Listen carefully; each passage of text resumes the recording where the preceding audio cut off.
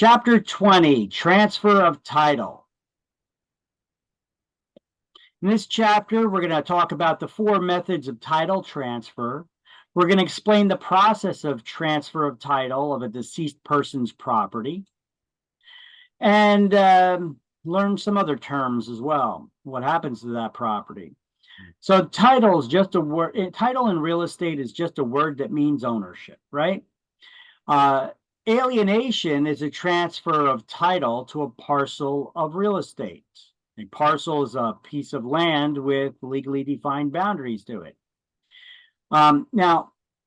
So alienation is a transfer of title. Now, that could be while you're alive or after you die. It could be done voluntarily or involuntarily. Now, at death, it could be done voluntarily through a will, or if you had no will, involuntarily. If no will is left, the courts will determine who will get your stuff by anybody who steps forward claiming to be a blood relative, I guess, or proving that they have a right to your assets. But because you didn't dictate who was to get it, it's involuntary. Voluntary is something you wanted. So you would have named who you wanted to get your stuff in a will. You guys want to decide who gets your stuff when you die? Make a will. Otherwise, you have no say. So title to real estate means the right to ownership of the land, and alienation is a transfer of title to a parcel of real estate. You guys have that on page 371? Yeah. Excellent. Now we'll change the slide.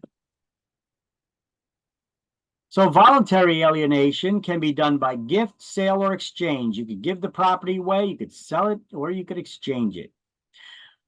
The owners use some form of deed to convey their ownership during their lifetime or after they die by will. So a will is used to transfer the ownership of your real estate after you die. While you're alive, that ownership is transferred by a deed. A deed is only valid while you're alive to transfer real estate. After you die, it's done by will, your last will and testament. Everybody with me so far? So that's how we would transfer your property voluntarily while you're alive and after you die.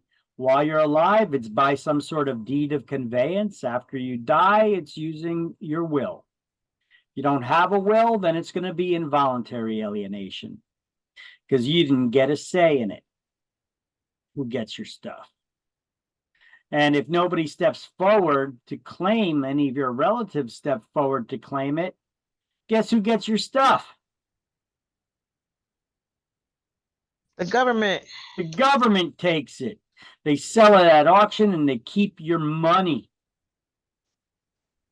You give enough stuff to the government, enough money to the government while you're alive? Yep. Do you want to give them all your stuff after you die?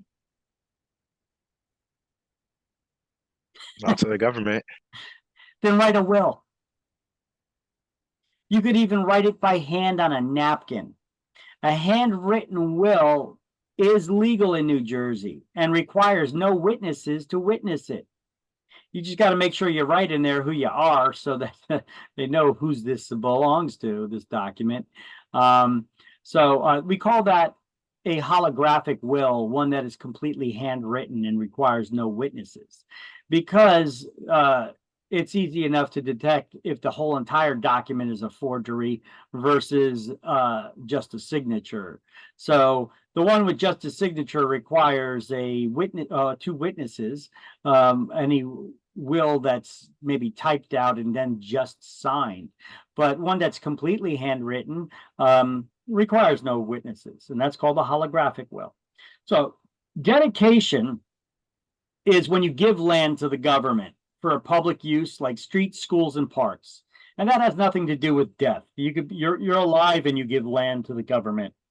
Often this is something that is done with a developer. They develop maybe a complex, a subdivision. And do they want to maintain those streets, or do they turn them over to the city and then they become city streets? Well, I guess it depends on the complex, but that's what dedication is, giving property to the giving land to the government for a public use, such as streets, schools, and parks. Now, when the government gives you land, we call that public grant. The government is granting the ownership to the public, to somebody from the public for private use. So let's highlight voluntary alienation and then involuntary alienation. And then when you die intestate without a will and you leave no heirs, that the state gets your stuff through the process of escheat. They escheated you out of your property. Now, nobody's cheating you out of your property. You should have had a will, and they do give an opportunity for heirs to step forward and claim it. But if they don't, the property reverts to the state through a process known as escheat that we're going to go over. Escheat. So if the house goes on auction, is it like cheaper than like other houses? What is the benefit of Probably. buying? Okay. Probably. Why do people go to auctions? To get deals, right? So they're probably not going to pay top dollar.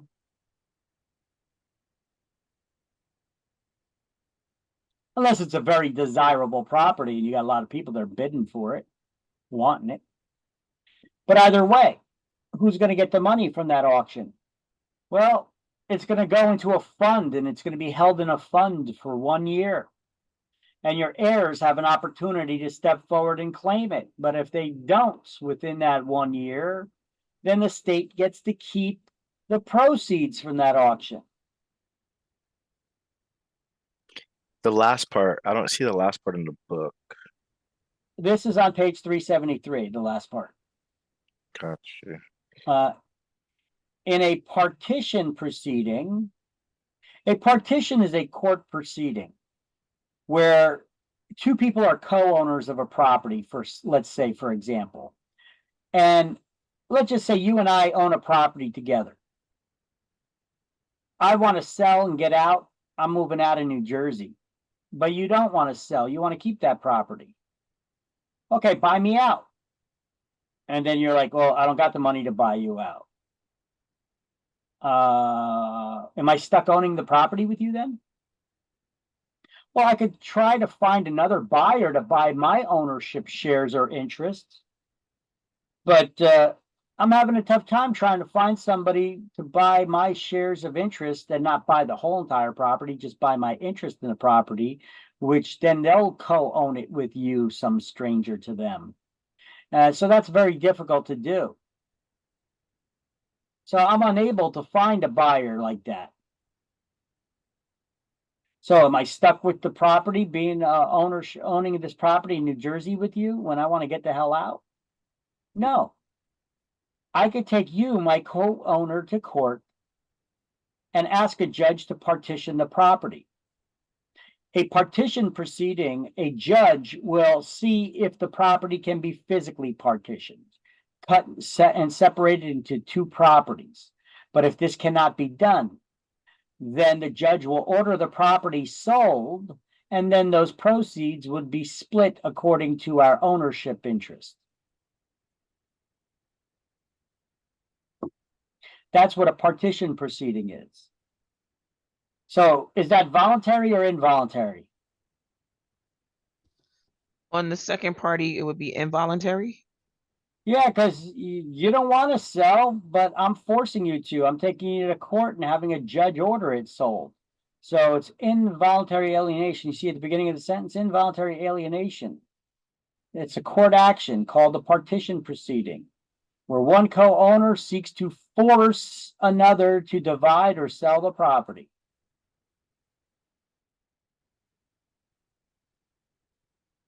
Everybody got all these highlights? Yes. Yeah. All right.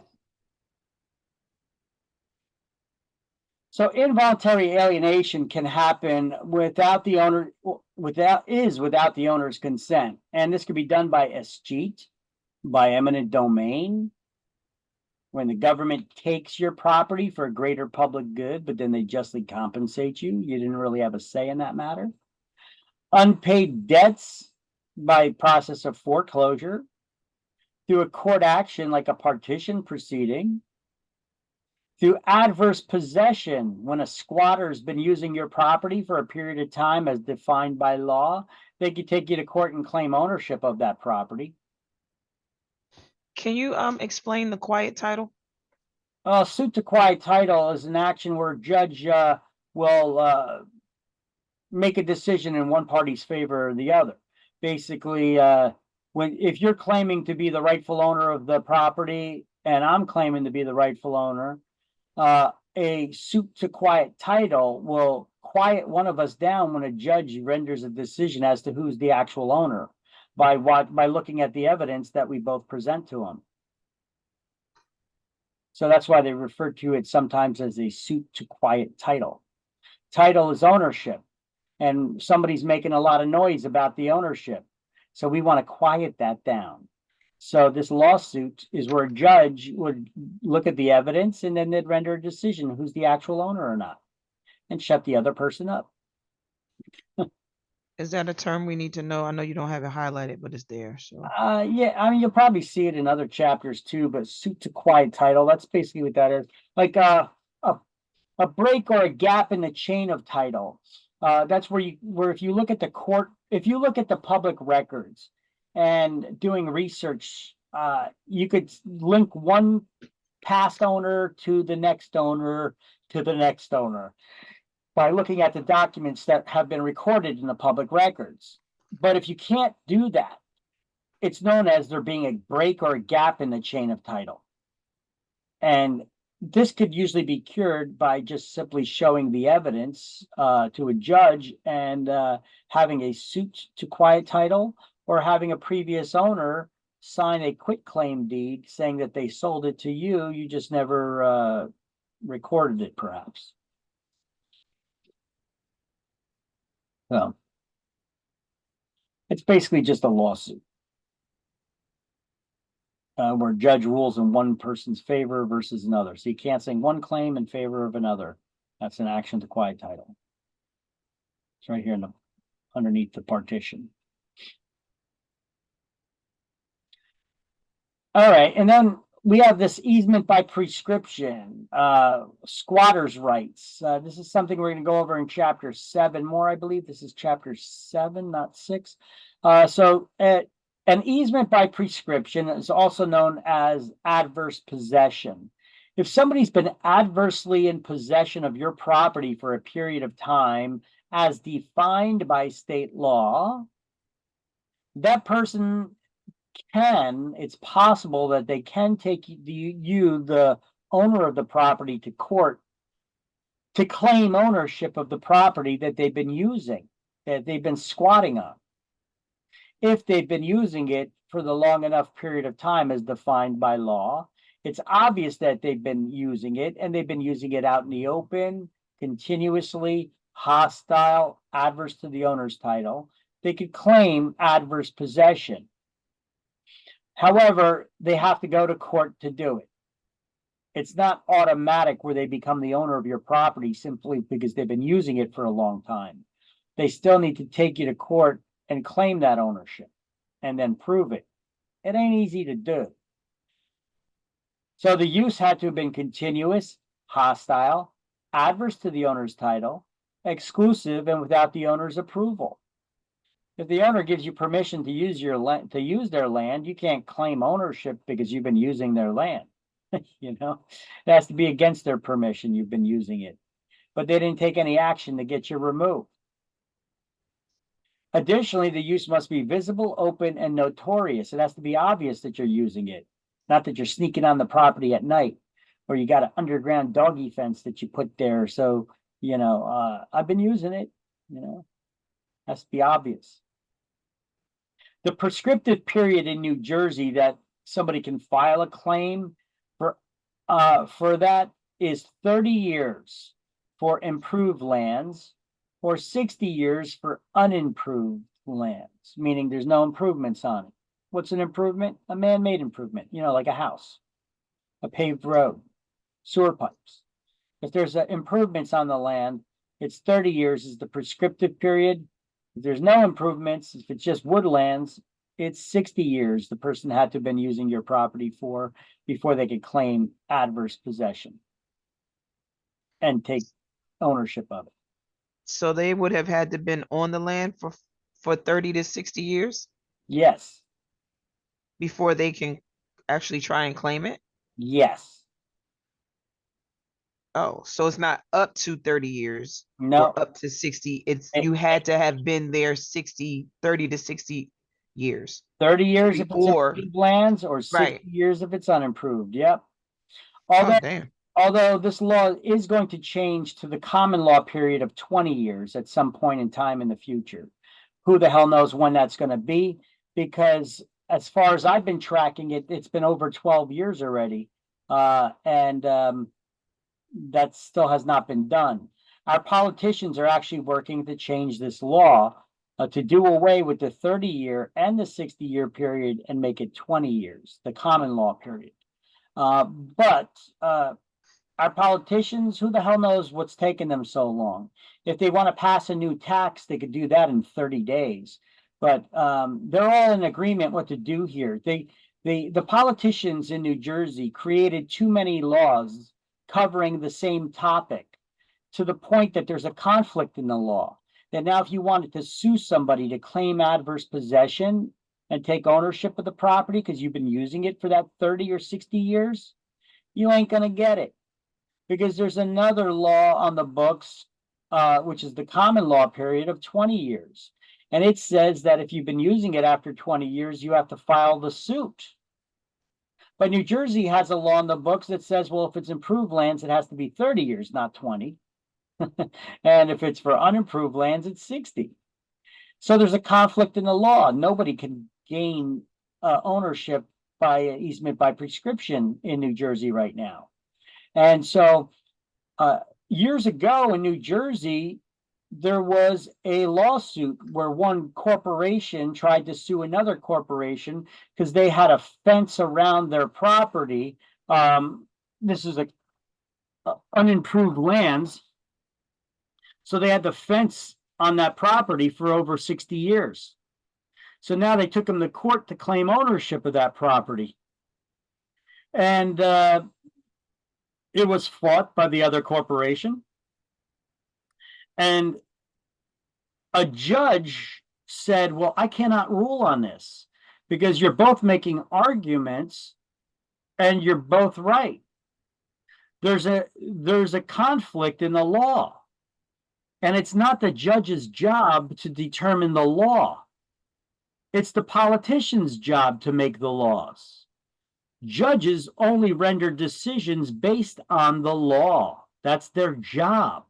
And if a judge was to do otherwise, we call this legislating from the bench. They're basically making laws by making court decisions where they shouldn't. That's not their job. Politicians make the law. Judges rule based on the laws that the politicians made. They're not supposed to legislate from the bench. When they do, this creates problems in the future. You guys remember the Roe versus Wade situation just last year about the abortion laws? Yeah. You know, there's no law on the book, Roe versus Wade. There was no law. That's a court decision. Roe versus Wade. That was a court case.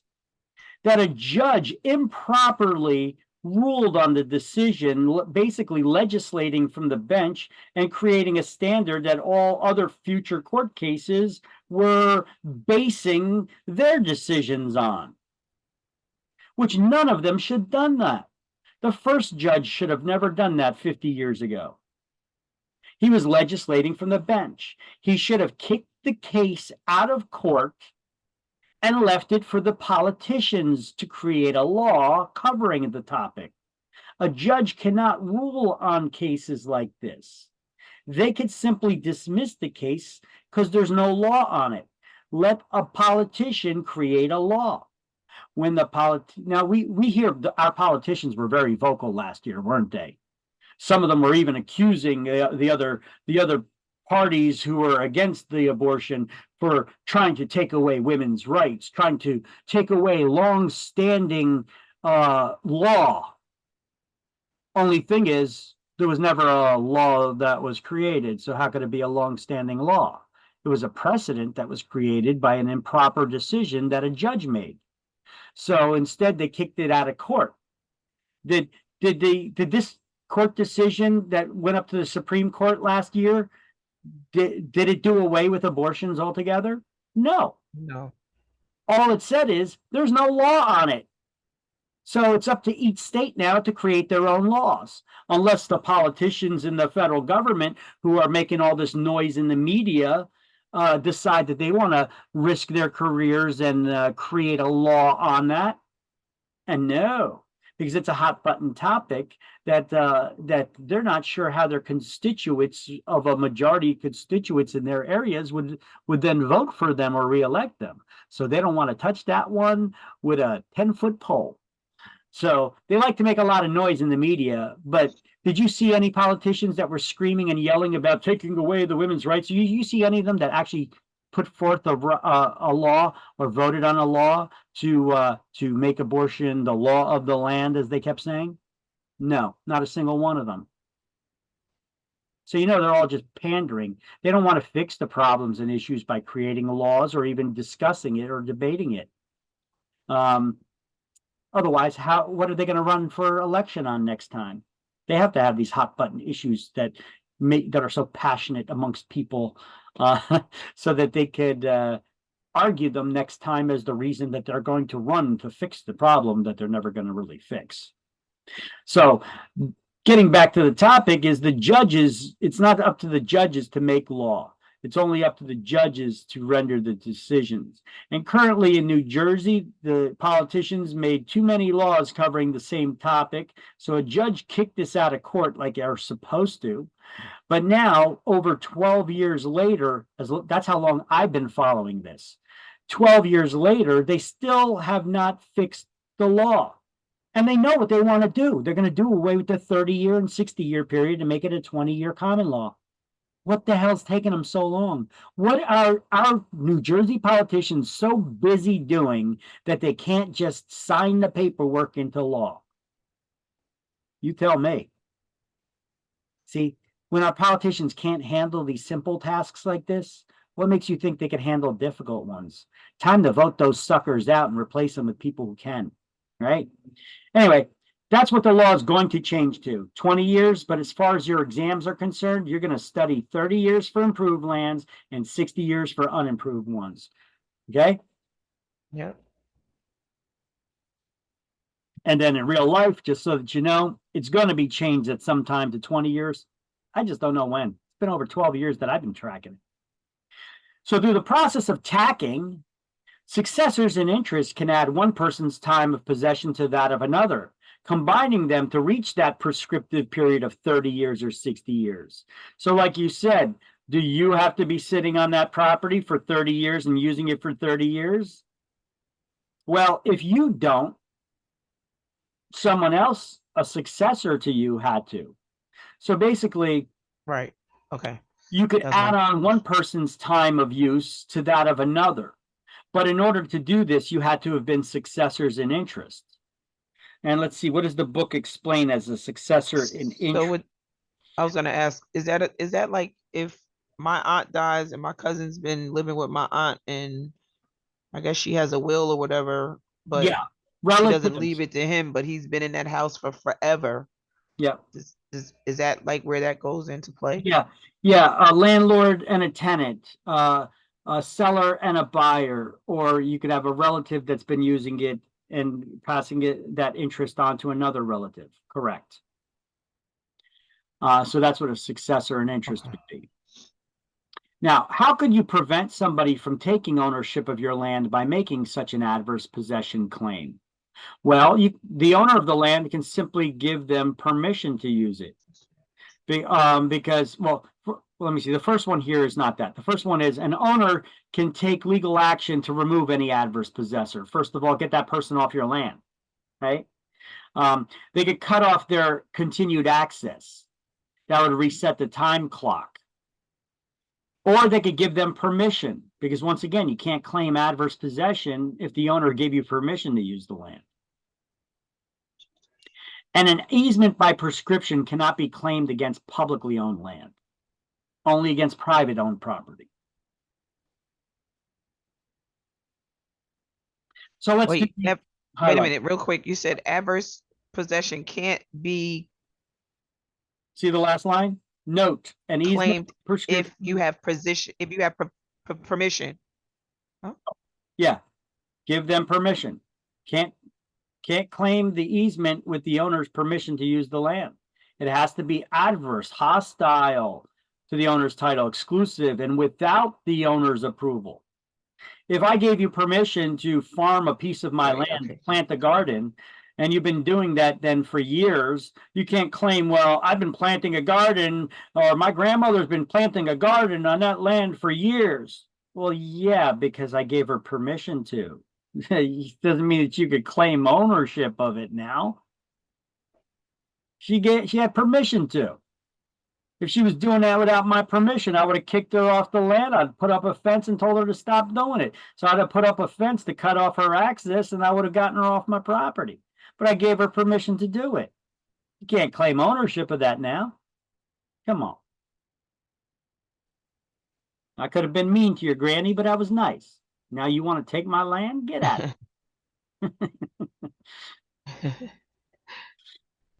All right. So, Not kicking granny off the land. yeah, can't kick granny off the land.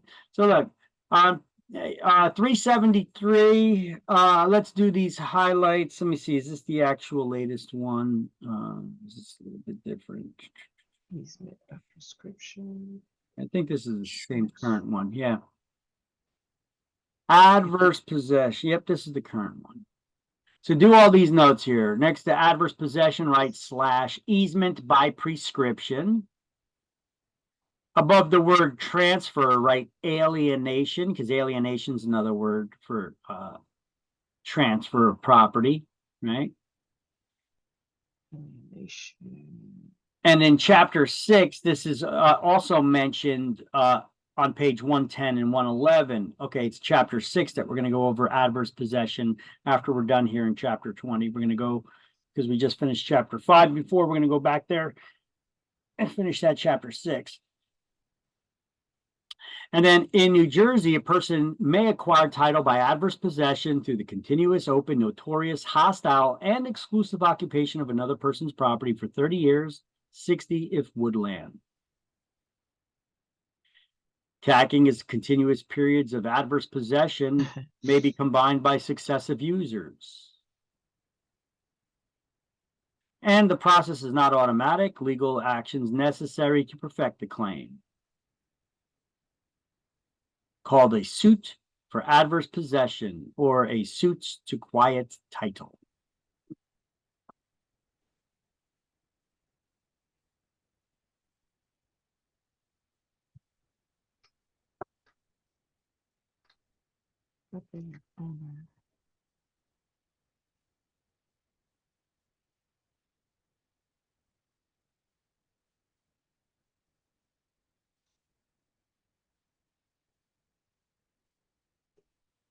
And then we have here to prevent such loss of title, every person having the rights or title to real estate must inspect their property at least once every 30 years and take action against any adverse claims that someone may make.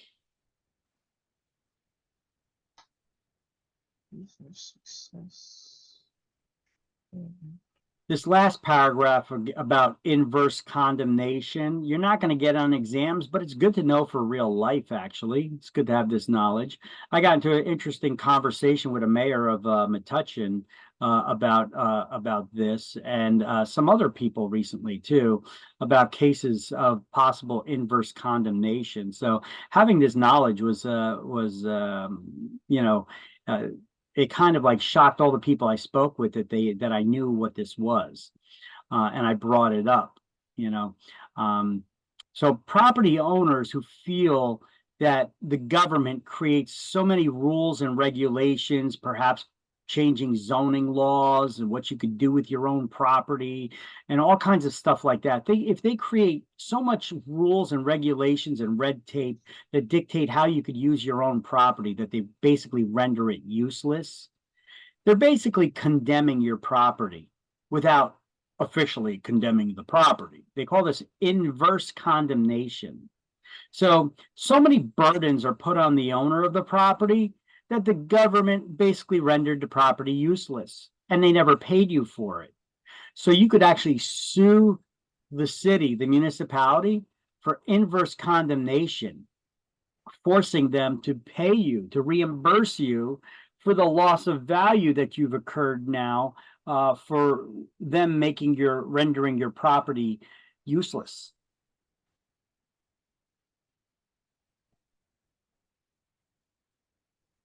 Through all their regulations and red tape. And let me know when you guys have all these highlights and notes taken, okay? Done. Oh, wait, 1 second. I didn't see this part. I don't know what I was looking at. For the page, is okay. that page 110 and 111? Yes. Okay. In chapter 6, we're going to go over adverse possession in chapter 6 on page 110 and 111. Right now, this is on page 373.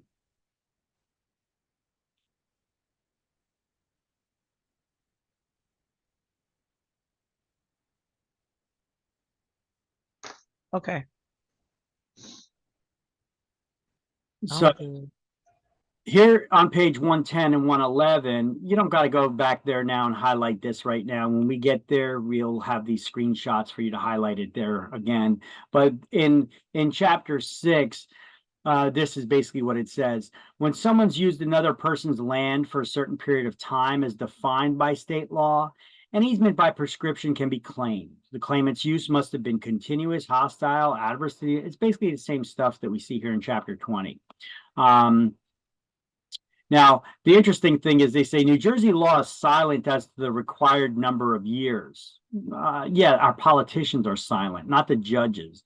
Although court cases appear to support a minimum of 30 years of adverse use. Yeah, because they're going by the current books, but the judges have not been rendering any decisions.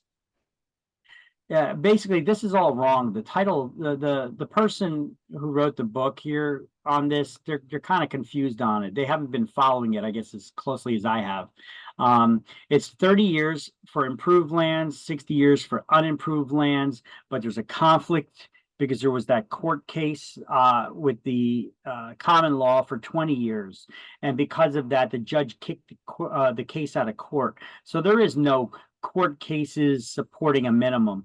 In the past, I guess they're looking at court cases where judges supported 30 years and 60 years because that was the law. But then this last court case that happened over 12 years ago that caused this problem, there have been no adverse possession cases that have been ruled on since then because of this.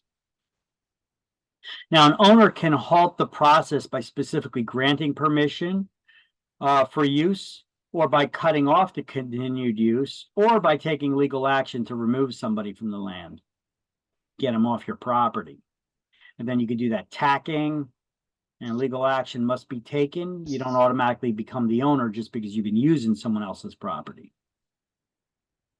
All right. And how do we transfer the ownership of a deceased person's property? Well, title means ownership, but there's no document in real estate called title. A deed is used to transfer that ownership while you're alive. A will, last will and testament, is used to transfer that ownership after you die. And a transfer of title by will is known as devise. And if you died testate, that means you died preparing a will, stating who's going to get your assets after you die. Now, a will has no power until after you die, and a deed has no power after you die. So a will only takes place until after, a will has no power until after you die. A deed has no power after you die. Okay, a deed is only good while you're alive. During your lifetime, After that, your ownership is transferred by will.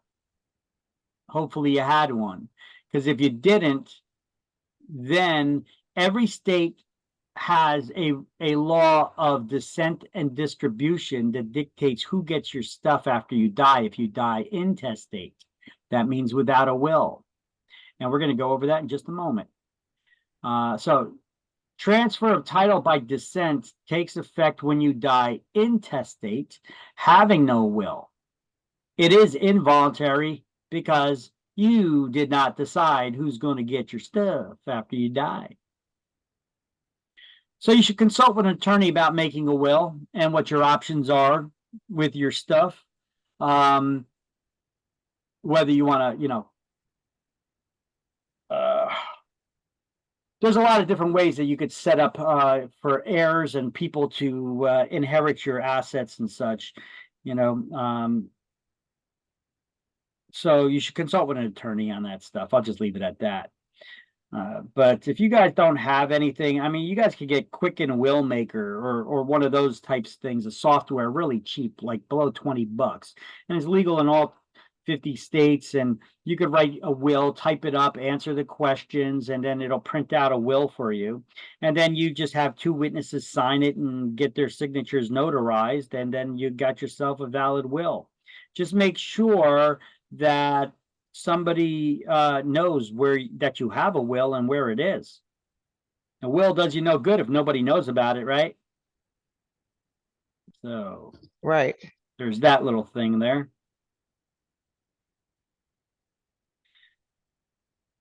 And that is important.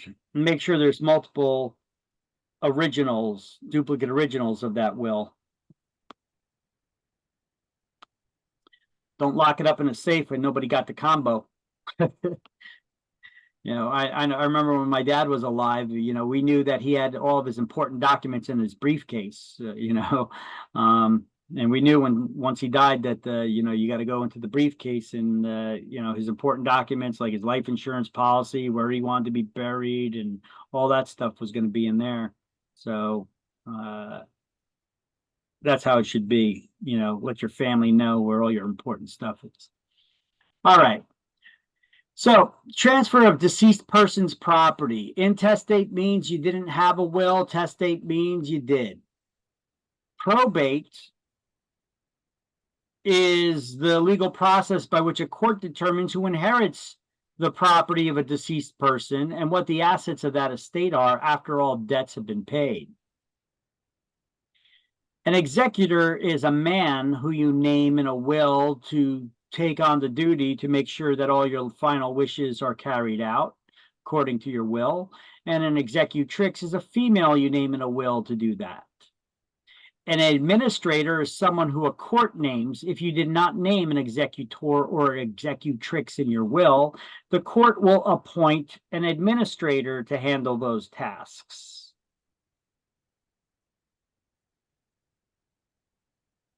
Let me know when you got those highlights. Done. Got it. Got it? Okay.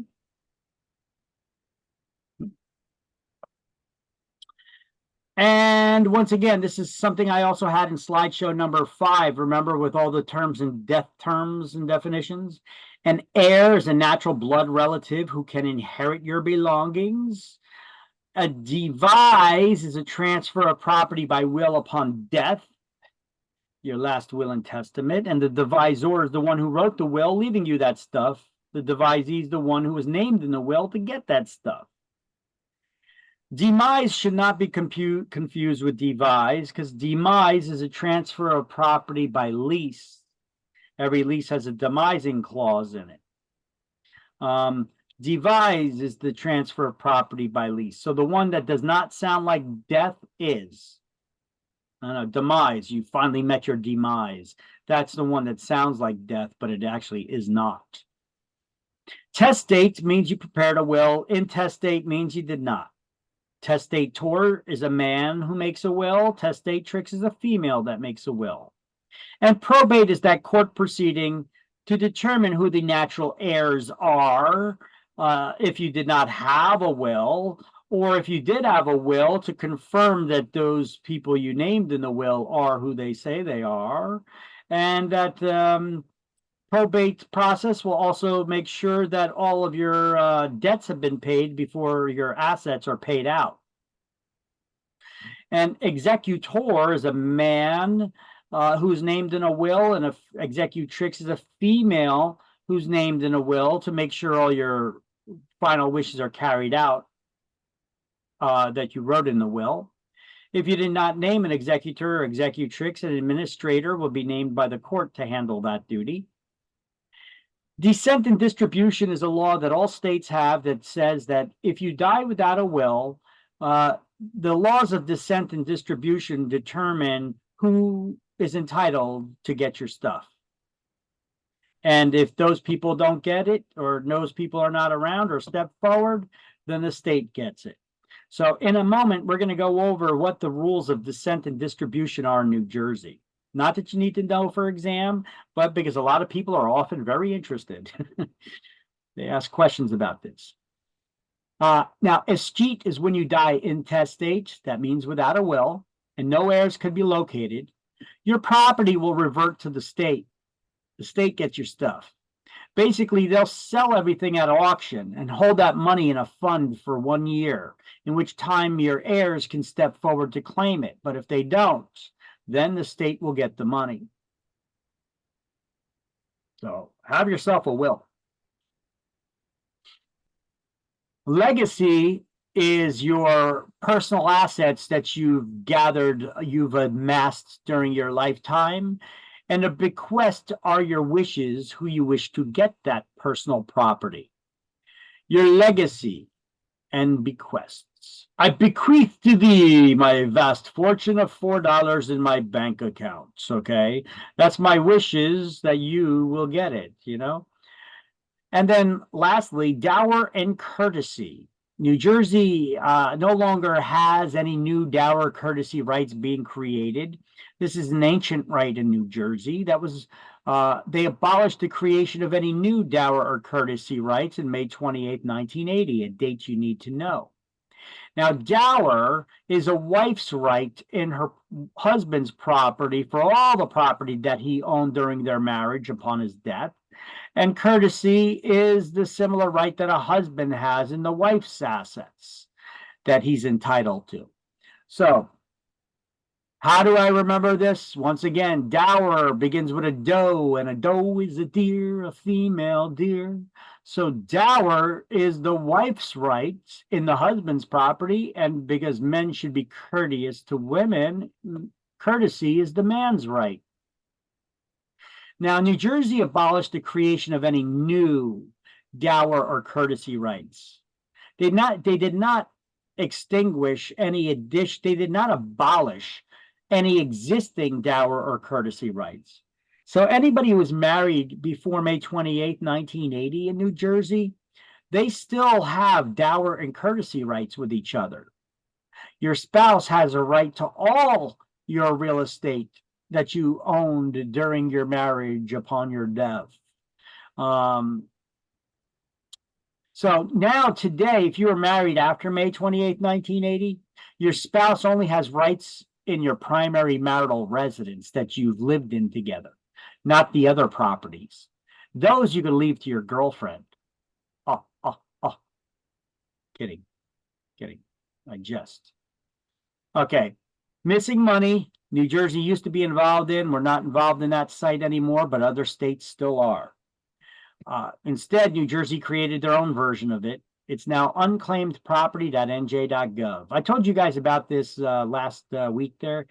Did anybody check this database to see if their name or their relatives' names were in it, to see if anybody was owed any money? I think I got some money from that last year. Okay. Anybody else? No? Did you look? If you didn't, you should look. It's worth a look. Look, we already have one person that said they checked it last year and they saw that they were owed money on it. You know, you'd be surprised. Unclaimedproperty.nj.gov. All right, moving along. Transfer of property by will. A lost will and testament is an instrument made by an owner to voluntarily convey title to the owner's property after their death. The person who makes a will is a testator, or if they're a female, testatrix, and the gift of real property by will is known as devise.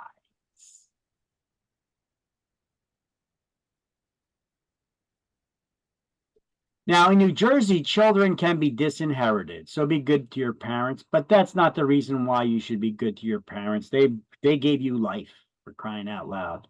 But a surviving spouse is entitled to at least 1/3 of the estate, and a determination of the augmented estate is a complex calculation. In a case where a will does not provide for the minimum statutory inheritance, the surviving spouse has the option of informing the court that they're going to take the statutory share rather than any lesser share that may have been provided for and stated in the will. This practice is called the right of election, and the right of election is only reserved for a surviving spouse. So basically, if your spouse tries to write you out of the will or give you a lesser share, and you're aware that the law says that you're entitled to at least 1/3 of the estate, you could be like, nah, I'm going to take the minimum that the state law required that you leave to me instead of the lesser amount that you provided in the will. And that's your right of election, and is reserved only for a surviving spouse. Now, to be valid, a deed must be delivered while you're alive, because after you die, the will is no longer valid, and the ownership of real estate transfers by how do you transfer the ownership of your real estate after you die? Through the will. By a will. There you go. Now, I have some notes here on the side of the page here that we're going to go over. I believe this is in chapter 7 on page 120. Remembering legal terms, like the word devise. Devise is a transfer of property by will upon death, right? If you were to put OR at the end of that word, that's the person who's leaving you the property, who's giving something. Words that end in OR is the person that's giving something. Words that end in EE are the one that's receiving it. So the devisor is the one who named you in a will that's giving you the property, and the devisee is the one who's receiving it. The same thing can be applied to words like lease, any legal term.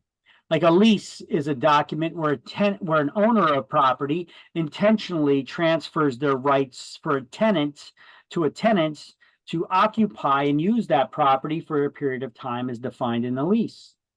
So who's the one that gives the lease? The lessor? Who is that? The lessor. The lessor would be the owner of the property. The landlord gives you the lease, right? And the lessee would be the tenant. But this makes it a lot easier to be able to pick out and understand who the characters are. OR versus EE. You'll see there'll be a chart in that chapter, and I'll show it to you in a second. I think I got it right here. So in chapter 7, you'll see this. There's a chart like this. The word is devise. There's the devisor and the devisee. When we transfer ownership, when we give the ownership, we grant our ownership to someone else. So the grantor is the seller or the one who's giving you their property, and the grantee is the one that's receiving it. Personal property is a legacy, and the legator is the one who's giving it, and the legatee is the one that's receiving it. The same thing with a lease. A lease is that document where an owner intentionally transfers their rights to occupy their property and all the rights to it for a limited period of time as defined in the lease. And the lessor is the one who gives the lease, that's the landlord, and the lessee is the tenant, the one who receives it. Mortgage is a little bit backwards because let's not get into that one right now just yet. Let's talk about legal requirements for making a will. A person must be of legal age and sound mind when they execute a will. That means they signed a will. That's what the word executes means. So the drawing of a will must be a free and voluntary act free of undue influence by other people. And any person of sound mind who's 18 years of age or older in New Jersey can make a will devising how to devise their real property or personal assets for that matter. And all wills have to be in writing in New Jersey. You can't just create a video will. That's not valid. That's not legally valid in New Jersey to have a video will. It must be in writing. And the general rule is that a will must be witnessed by two persons. A beneficiary can serve as a witness in New Jersey, and if the signatures are of the witnesses are notarized within 2 days, probate proceedings can be simplified. And a holographic will is a handwritten will. You could completely handwrite the entire will and does not require any witnesses' signatures at all. Now, for real property acquired by a married deceased person before May 28, 1980, a surviving spouse is entitled to a life estate of 1/2 interest in all the real estate owned by that deceased person, no matter what other provisions were made for in the will. Now, title to real estate and personal property of a person who dies intestate passes to their heirs. Let's see how medieval New Jersey laws are, how old our laws are that are on the books here. Under the descent statutes, the primary heirs of the deceased are their spouse, civil partner, domestic partner, or close blood relatives. So when children have been legally adopted, most states consider them to be heirs of the adopting parents, but not heirs of the ancestors of the adopting parents. So basically, an adopted child cannot claim that they have rights to inherit from your parents' brothers and sisters and whatnot, or their parents, because you become an heir of your adopted parents, but not of their family. Because technically speaking, you're not their blood relatives. They may have accepted you as their relative, but technically speaking, you're not their blood relative. So in most states, illegitimate children, ooh, that sounds mean, whatever it is, right? What is an illegitimate child? Anybody know? Born out of wedlock. Yep. And the Game of Thrones terminology, you are the bastard child. Bastard child. Right? You're not entitled to the throne, right? I mean, we all watch these programs on TV, so that's a little bit easier for us to understand it that way. Kind of harsh, though.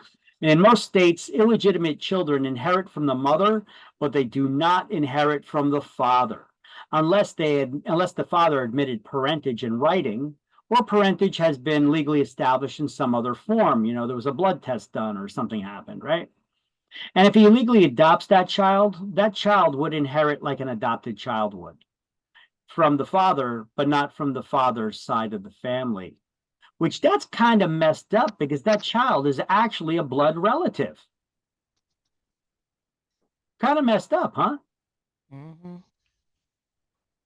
So that's how old the laws are in New Jersey. They never bothered to update that. You know, I mean, that's kind of like really sticking with the religious aspect of it, I guess. You know, if you were not married at the time that you were you were born, your parents were not married yet. You're not considered an heir to the throne.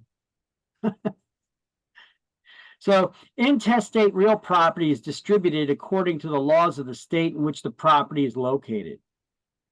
And let's see how New Jersey's law of descent and distribution works. Now, keep in mind, this is only if you died without having a will. A surviving spouse or partner becomes the sole heir if the descendant leaves no parents or children. Now, if there was a child or children who are also the children of the surviving spouse, the spouse or partner receives the first $50,000 of the estate plus 1/2 of the remaining estate, and then the rest goes to the child or children. If the descendant leaves parents and a spouse but no children, the spouse or partner receives the first $50,000 plus 1/2 the remaining estate. The rest goes to the parent or parents.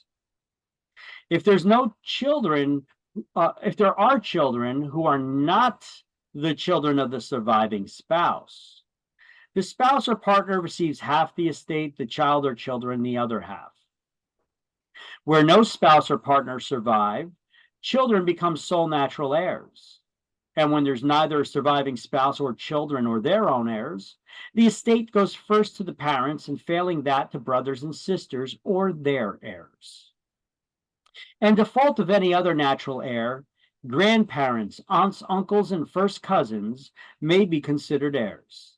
Beyond that point, the entire estate goes to the state of New Jersey by the process of escheat.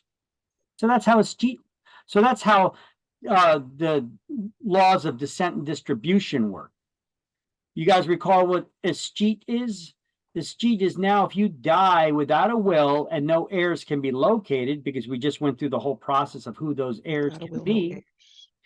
The state the state treasurer will sell your property at a public sale. They'll give notice by publication in a newspaper in Trenton and in the local county where the property is located.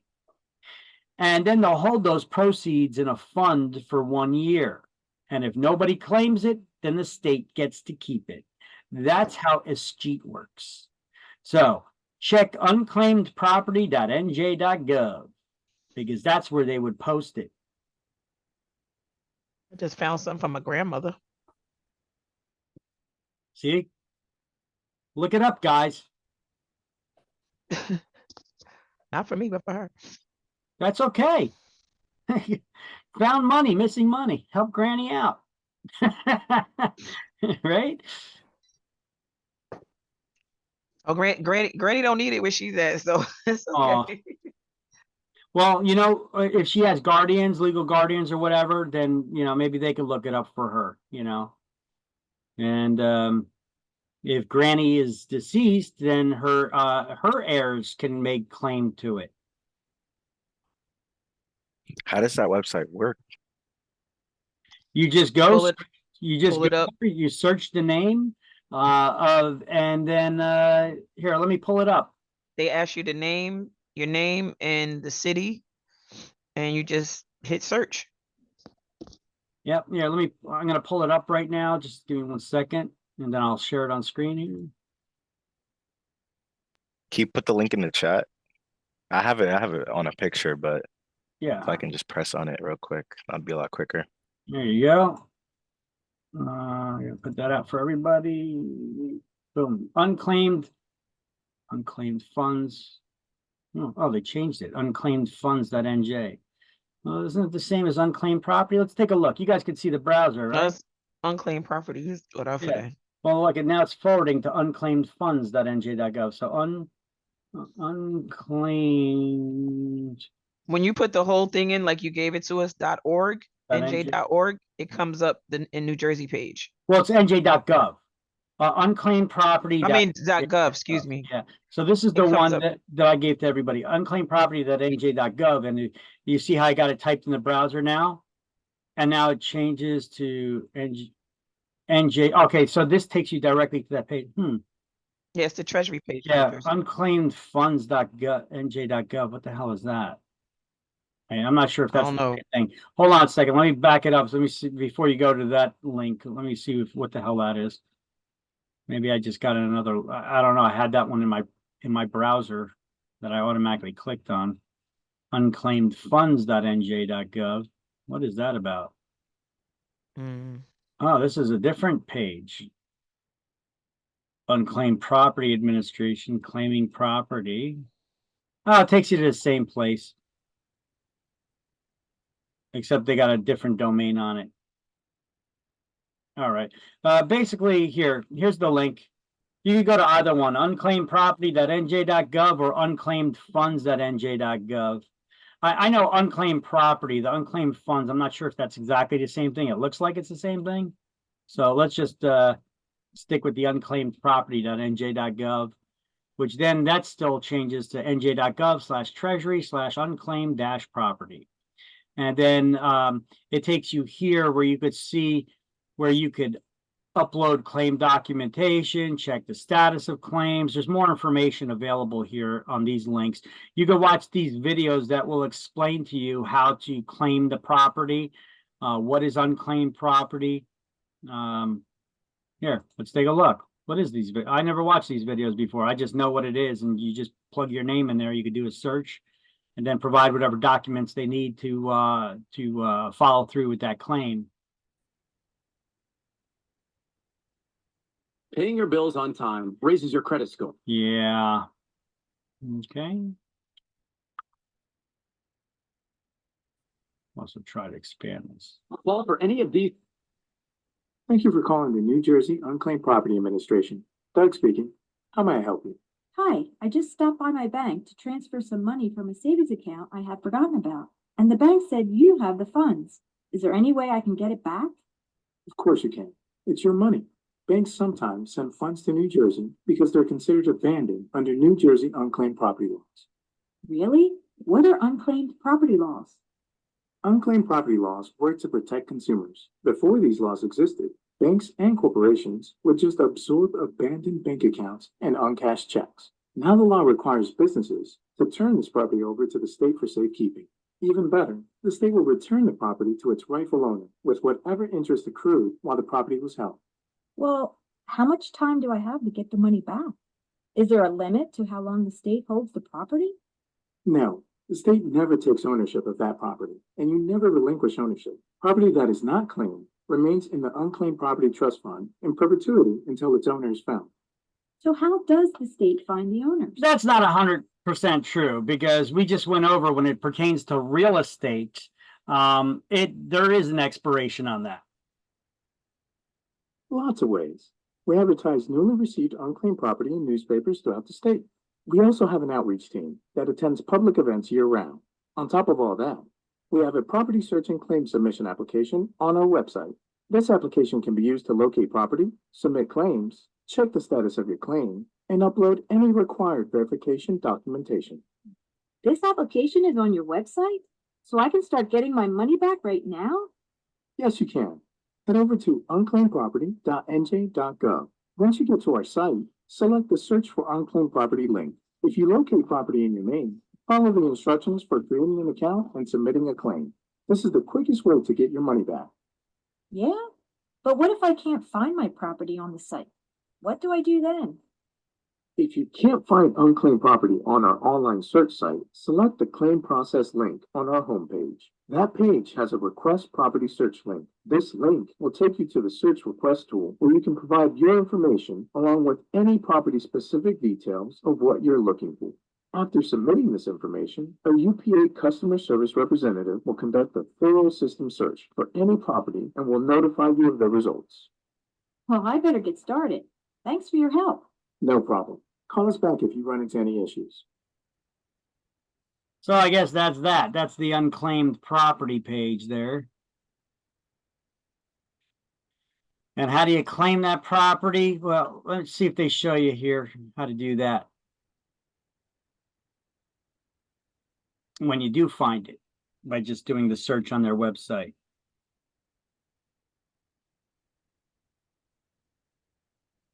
Most people have no clue that in 2023, the best. All right, I guess there's a commercial there. We got to get past that first. So let me silence that.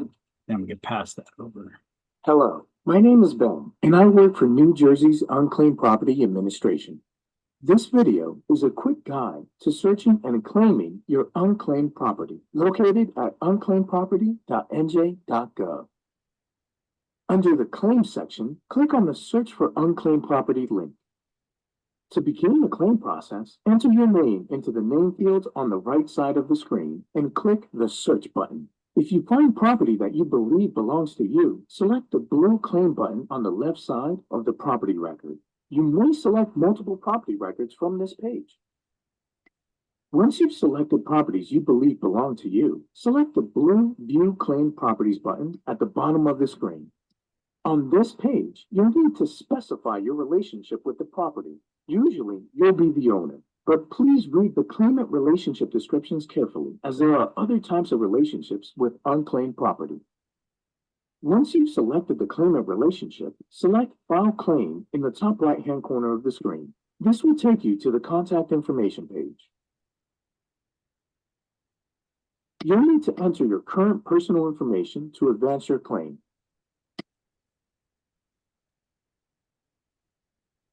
Once you've completed entering this information, select Next.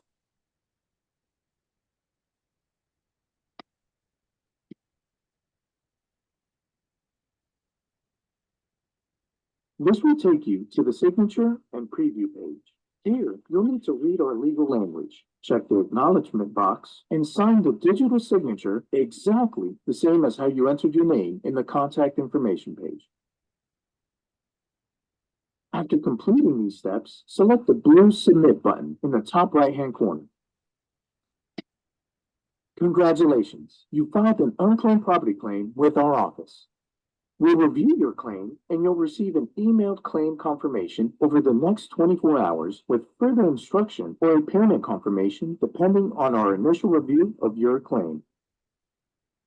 After your claim has been submitted, you can check the claim status at any time by visiting our homepage at unclaimedproperty.nj.gov. And that's how you do it. All right. So you got the link, right? I shared that link with everybody in the chat window. unclaimedproperty.nj.gov.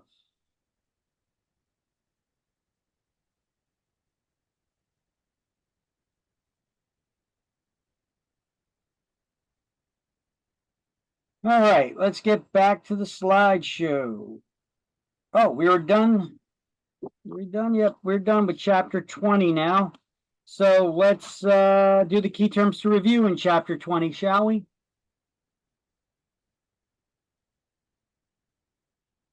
Are you ready? Roll. Let's do this. Person named by the state to administer a descendant's will. A. Well, I know it's A. I just read A. I mean, one. One. Yeah, An one is administrator. A. Sorry. Administrator, no problem. One is A. A court proceeding to establish the validity of a will. What do we call that court proceeding? Probate. Probate. 10 is B. A title acquired by usage. When you've used someone's property for a long enough period of time, you could claim Oh, ownership shoot. of it. What do we call that? You just said it. It's right here.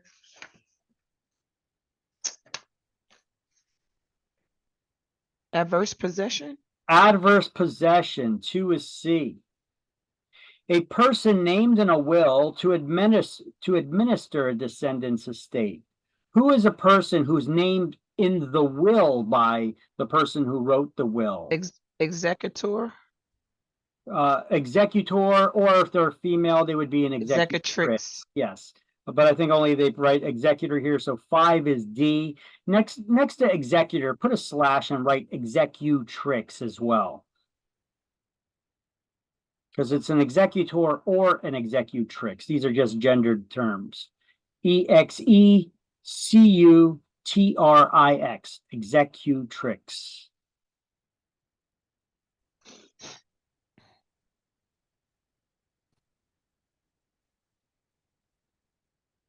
Transfer of title without the grantor's consent. Without the grantor's consent. Involuntary alienation. Involuntary alienation, because alienation is a transfer of property. So a transfer of property without your consent would be involuntary alienation. 8 is E. Without a will, meaning you did not prepare a will. 7. Intestate. 7 is F, intestate. Come on, guys, let's get this. Come on, y'all. One who makes a will. Testor. Testator. Testator. Or a testatrix if you're a female. 12 is G. Document disposing of property after one's death.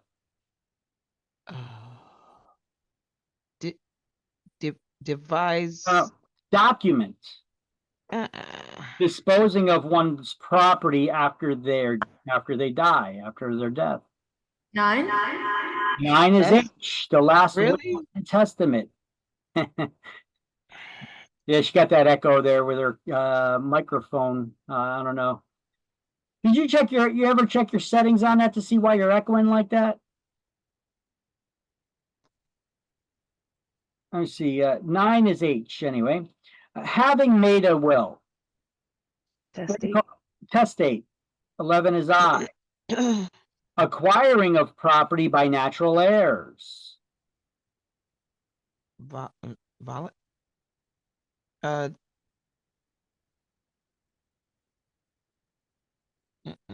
What do you call it when natural heirs? You know, we just read a whole list of who can inherit your stuff and who could claim to inherit your stuff after you die. Who has rights to it? Who are these blood relatives? What are they called? What do we call that? Hairs.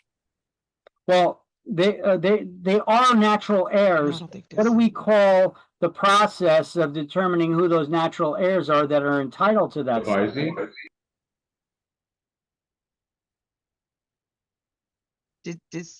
Descent. Descent. Remember, we read the whole list of New Jersey's laws of descent and distribution of who's entitled to inherit your stuff if you die without a will in testate. So 3 is J, descent. Descent. Okay. One who receives real property through a will. Heir. Okay. Or- Heir. No, through a will. An heir is one who has the rights to claim your property even if you died without a will. That's your natural blood relatives. But one who receives real property through a will, who's named in a will. What do we call them? Devisee. They're a devisee. Remember, when you die and you transfer property by will, it's known as devise. The devisor is the one who leaves you the property. The devisee is the one who receives it through a will. So 4 is K. One who can inherit. All right, let me add to that. A blood relative. Heir. 6 is L. And a transfer of title with the grantor's consent. Voluntary alienation. It is voluntary alienation. 13 is M. And then we're going to go back to chapter 6. We've completed chapter 20. So let me